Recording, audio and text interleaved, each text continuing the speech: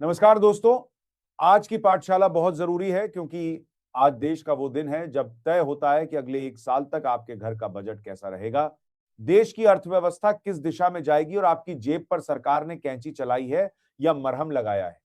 आज वित्त मंत्री निर्मला सीतारमण ने संसद में बजट पेश कर दिया है। सुबह से आपने टीवी चैनलों पर बड़े बड़े अर्थशास्त्रियों को चीखते चिल्लाते देखा होगा, विपक्ष को छाती पीटते हुए देखा होगा और सत्ता पक्ष को तालियां बजाते हुए देखा होगा।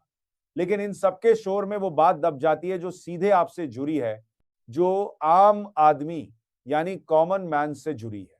इसलिए आज पाठशाला में हम बजट के भारी भरकम शब्दों को डिकोड करेंगे, वो भी बिना किसी लाग लपेट के, और आपको बताएंगे कि आखिर इस बही खाते में आपके लिए क्या छिपा है।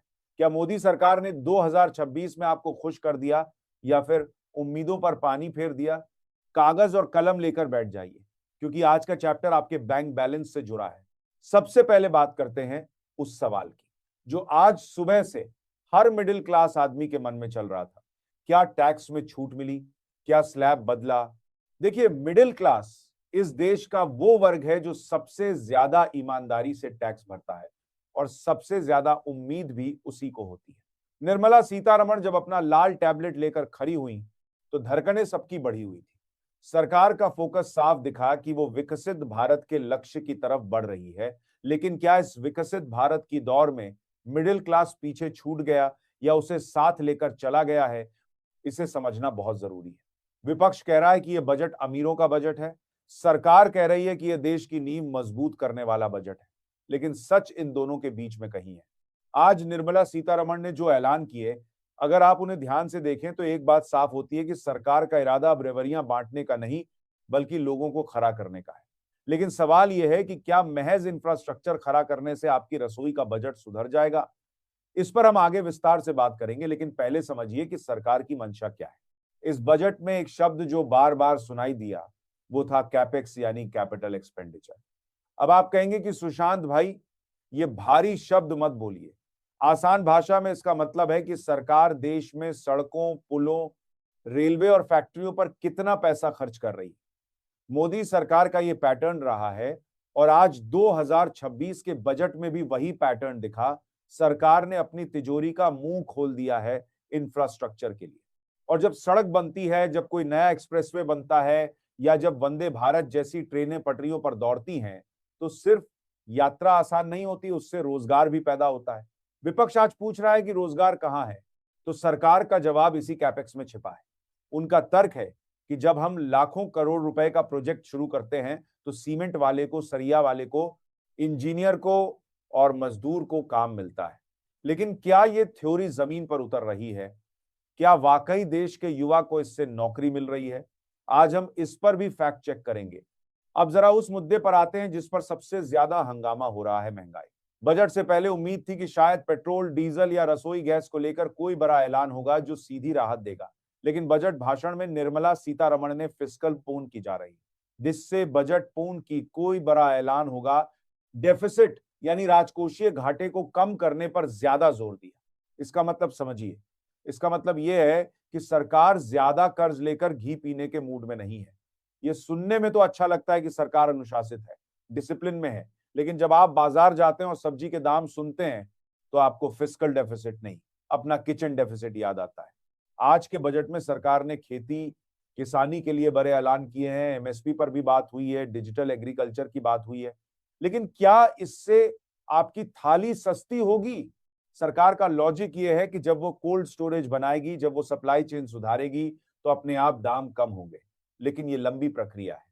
आज के आज यानी 1 फरवरी 2026 की शाम को आपकी जेब को फौरी राहत मिली या नहीं, इसका जवाब थोड़ा कड़वा है।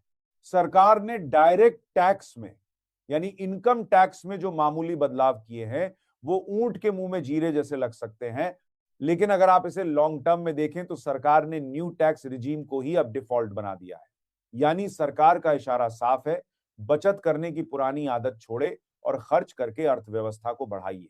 ये एक बड़ा बदलाव है जिसे हमें नोट करना चाहिए। एक और महत्वपूर्ण पहलू है जिस पर आज पाठशाला में चर्चा होनी चाहिए और वो है महिला सम्मान और युवा शक्ति। बजट भाषण में लखपति दीदी योजना और स्किल इंडिया का जिक्र हुआ। विपक्ष कहता है कि ये सब जुमले हैं, लेकिन आंकड़े क्या कहते हैं?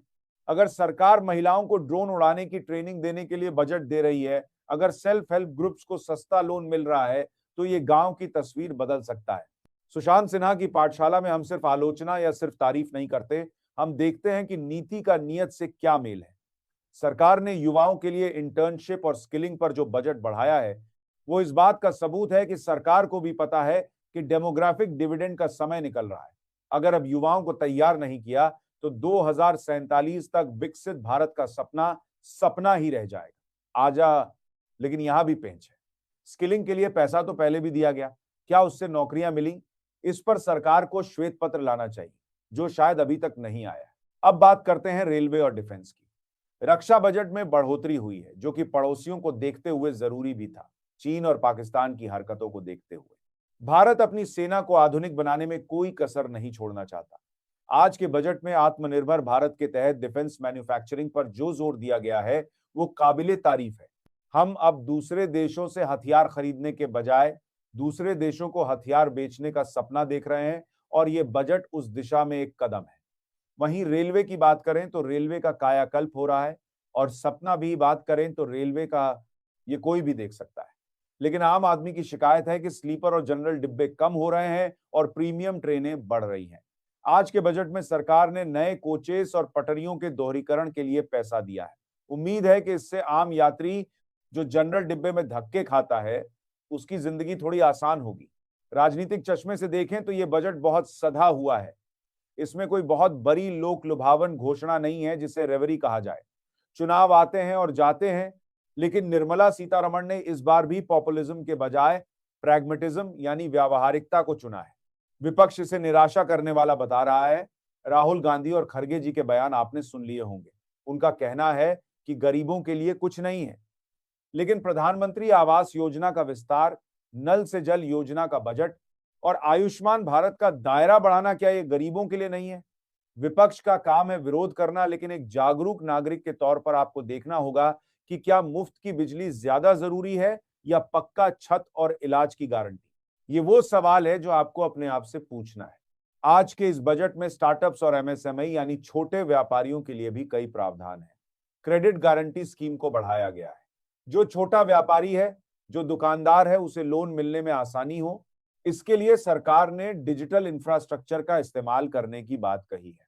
देखिए, भारत की रीढ़ यही छोटे व्यापारी हैं। अगर ये खुश हैं तो देश की जीडीपी दौड़ेगी। लेकिन इन व्यापारियों की शिकायत जीएसटी की जटिलताओं को लेकर रही है। बजट भाषण में जीएसटी को सरल बनाने का संकेत तो मिला, लेकिन क्या जमीन पर इंस्पेक्टर राज खत्म होगा, ये देखने वाली बात होगी। अंत में अगर मैं आज के बजट का निचोड़ निकालूं, तो ये बजट आज के लिए कम और कल के लिए ज्यादा है। ये वो कड़वी गोली है जो शायद अभी निगलने में आपको मजा ना आए, लेकिन डॉक्टर सरकार का दावा है कि इससे बीमारी जड़ से खत्म होगी। मिडिल क्लास को थोड़ी मायूसी जरूर हो सकती है कि उनके हाथ में डायरेक्ट कैश नहीं आया, कोई बड़ा टैक्स कट नहीं मिला, लेकिन देश का इंफ्रास्ट्रक्चर सुधर रहा है, देश की सुरक्षा मजबूत हो रही है, और ग्लोबल लेवल पर भारत की साख बढ़ रही है। ये भी एक तरह का रिटर्न ही है। अब फैसला आपको करना है। क्या आप देश के लॉन्ग टर्म विजन के साथ हैं, या आपको शॉर्ट टर्म गेन चाहिए था? आज की न्यूज की पाठशाला में इतना ही। बजट के बारीक पन्नों में और क्या छिपा है, इस पर हमारी नजर बनी रहेगी। आप अपनी राय जरूर बनाइए, लेकिन व्हाट्सएप यूनिवर्सिटी के ज्ञान पर नहीं, बल्कि तथ्यों के आधार पर। कल फिर मिलेंगे एक नए चैप्टर के साथ। तब तक के लिए नमस्कार। जय हिंद।